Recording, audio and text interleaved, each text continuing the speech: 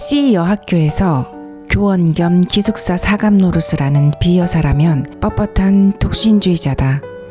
40에 가까운 노처녀인 그는 죽은 깨투성의 얼굴이 처녀다운 맛이란 약에 쓰려도 찾을 수 없고, 게다가 시들고 거칠고 마르고 누렇게 품이 곰팡스런 굴비를 생각나게 한다.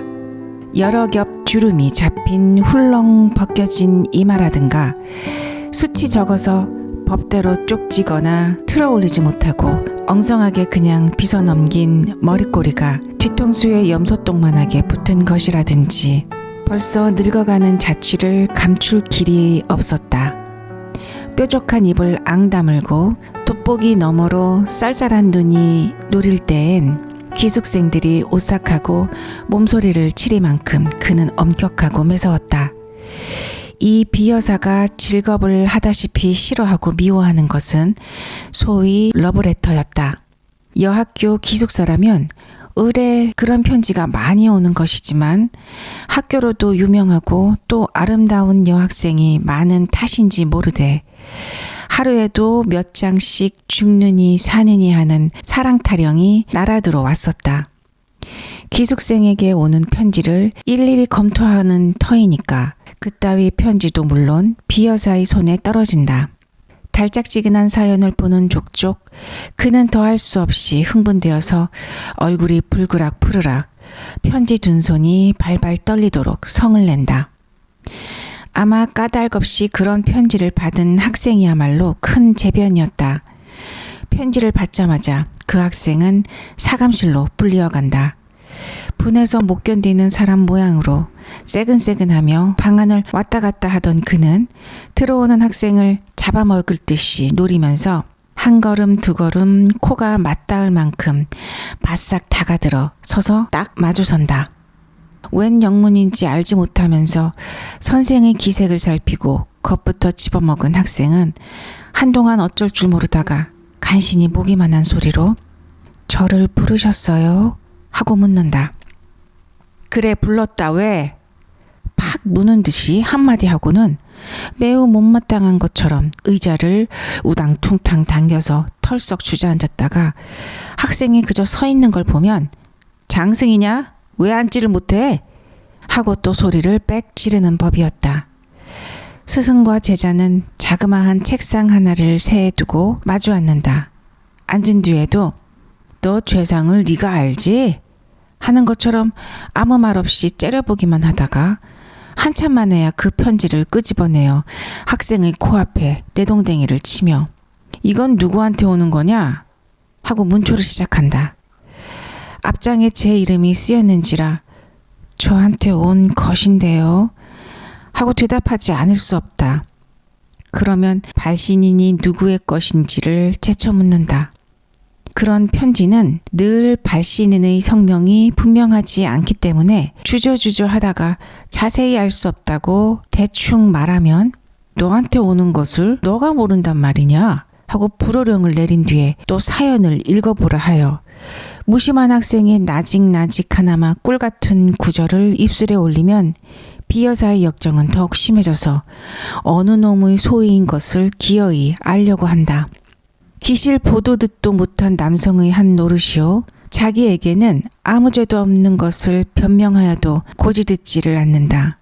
바른 대로 아뢰어야 망정이지, 그렇지 않으면 퇴학을 시킨다는 둥, 제 이름도 모르는 여자에게 편지할 리가 만무하다는 둥, 필연 행실이 부정한 일이 있으리라는 둥, 하다못해 어디서 한번 만나기라도 하였을 테니 어찌하여 남자와 접촉을 하게 되었냐는 둥, 자칫 잘못하여 학교에서 주최한 음악회나 바자회에서 혹 보았는지 모른다고 졸리다 못해 주워댈 것 같으면 사내이 보는 눈이 어떻더냐, 표정이 어떻더냐, 무슨 말을 건네더냐, 미주알 고주알 캐고 파며 얼르고 볶아서 넉넉히 10년 감수는 시킨다. 2시간이 넘도록 문초를 한 끝에 사내란 믿지 못할 것, 우리 여성을 잡아먹으려는 마귀인 것, 연애가 자유이니 신성이니 하는 것도 모두 악마가 지어낸 소리인 것을 입에 침이 없이 열에 떠서 한참 설법을 하다가 닦지도 않은 방바닥에 그대로 무릎을 꿇고 기도를 드린다. 눈에 눈물까지 글썽거리며 말끝마다 하느님 아버지를 찾아서 악마의 유혹에 떨어지는 어린 양을 구해달라고 뒤삼고 곰삼는 법이었다. 그리고 둘째로 그가 싫어하는 것은 기숙생을 남자가 면회하러 오는 일이었다. 무슨 핑계를 하든지 기어이 못 보게 하고 만다. 친부모, 친동기간이라도 규칙이 어떠니 공부 중이니 이런저런 핑계를 하든지 따돌려 보내기가 일수다. 이로 말미암아 학생이 동맹 휴학을 하였고 교장의 설교까지 들었건만 그래도 그 버릇은 고치려 들지 않았다. 이 비사감이 감독하는 그 기숙사에 금년 가을 들어서 쾌상한 일이 발각되었다는 것이 마땅할지도 모르리라. 왜 그런가 하면 그 쾌상한 일이 언제 시작된 것은 귀신밖에 모르니까. 그것은 다른 일이 아니라 밤이 깊어서 새로 한 점이 되어 모든 기숙생들이 달고 고난잠에 떨어졌을 때 난데없이 깔깔대는 웃음과 속삭이는 말귀가 새어나오는 일이었다. 하룻밤이 아니고 이틀밤이 아닌 다음에야 그런 소리가 잠귀 밝은 기숙생의 귀에 들리기는 하였건만 잠결이라 뒷동산에 구르는 마른 잎의 노래로나 달빛에 날개를 번뜩이며 울고 가는 기러기의 소리로나 흘러들었다. 그렇지 않으면 도깨비의 장난인가 아닌가 하여 무시무시한 느낌이 들어서 동무를 깨웠다가 좀처럼 동무는 깨지 않고 제 생각이 너무나 어림없고 어림없음을 깨달으면 밤소리 멀리 들린다고 학교 이웃집에서 이야기를 하거나 또 딴 방에 자는 제 동무들의 잠꼬대로만 여겨서 스스로 안심하고 그대로 자버리기도 하였다. 그러나 이 수수께끼가 풀릴 때가 왔다. 이때 공교롭게도 한 방에 자던 학생 셋이 한꺼번에 잠을 깨었다. 첫째 소녀가 소변을 보러 일어났다가 그 소리를 듣고 둘째 처녀와 셋째 처녀를 깨우고 만 것이다. 저 소리를 들어보아요. 아닌 밤중에 저게 무슨 소리야? 하고 첫째 처녀는 휘둥그레진 눈에 무서워하는 빛을 띄었다. 어젯밤에 나도 저 소리에 놀래졌어. 도깨비가 났단 말인가? 하고 둘째 처녀도 잠이 오는 눈을 비비며 수상해한다. 그 중에 제일 나이 많을 뿐더러 장난 잘 치고 짓궂은 짓 잘하기로 유명한 셋째 처녀는 동무 말을 못 믿겠다는 듯이 이윽히 귀를 기울이다가 수상한걸? 나도 언젠가 한번 들어본 적은 있어. 잠 안 오는 애들이 이야기하는 소린가? 이때 그 괴상한 소리는 떽떽을 웃었다. 셋 처녀는 소스라치게 놀랐다. 적적한 밤 가운데 다른 파도 없는 공기는 그 수상한 말 한마디가 곁에서 나는 소리인 듯 또렷또렷이 전해주었다. 오, 태훈 씨, 그러면 얼마나 좋을까요? 간드러진 여자의 목소리다. 경숙 씨가 좋다면 내가 얼마나 기쁘겠습니까? 아, 오직 경숙 씨에 바친 나의 타는 듯한 가슴을 인제야 하셨습니까? 정렬했던 사내의 목청이 분명하였다. 한동안 침묵. 인제 그만 놓아요. 키스가 너무 길지 않아요? 행여 남이 보면 어떡해요? 아양 떠는 여자의 말씨. 길수록 더욱 좋지 않아요? 나는 내 목숨이 끊어질 때까지 키스를 하여도 길다고 못하겠습니다. 사내의 피를 뿜는 듯한 이 말끝은 계집의 자지러진 웃음으로 묻혀버렸다.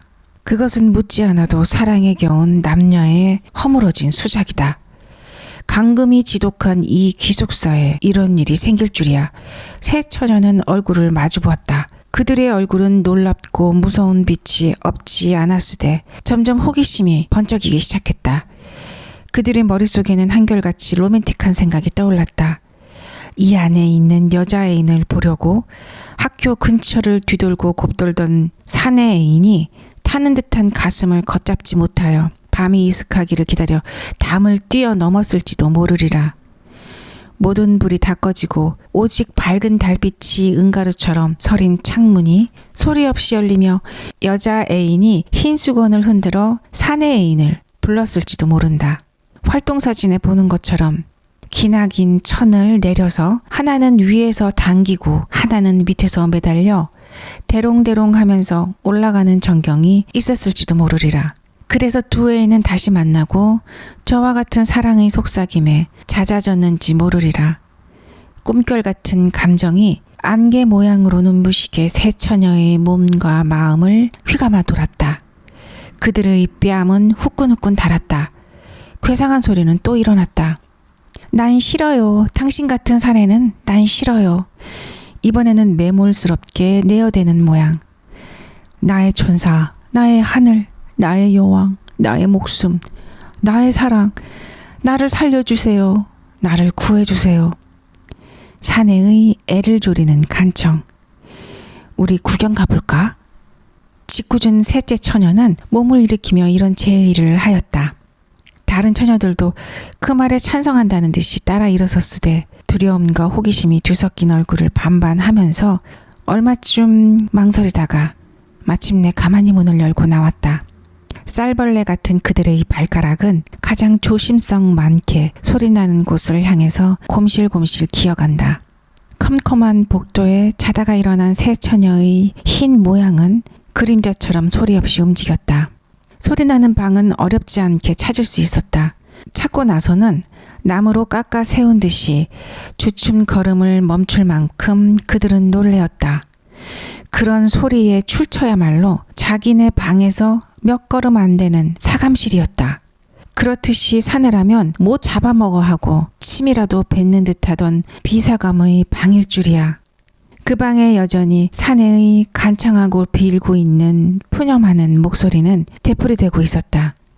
나의 천사, 나의 하늘, 나의 여왕, 나의 목숨, 나의 사랑, 나의 마음을 받아주세요. 나의 가슴을 뜯어 죽이실 테요. 내 생명을 맡으신 당신의 입술로. 셋째 처녀는 대담스럽게 그 방문을 빠끔히 열었다. 그 틈으로 여섯 눈이 방 안을 향해 쏘았다. 이 어쩐 기괴한 광경이냐.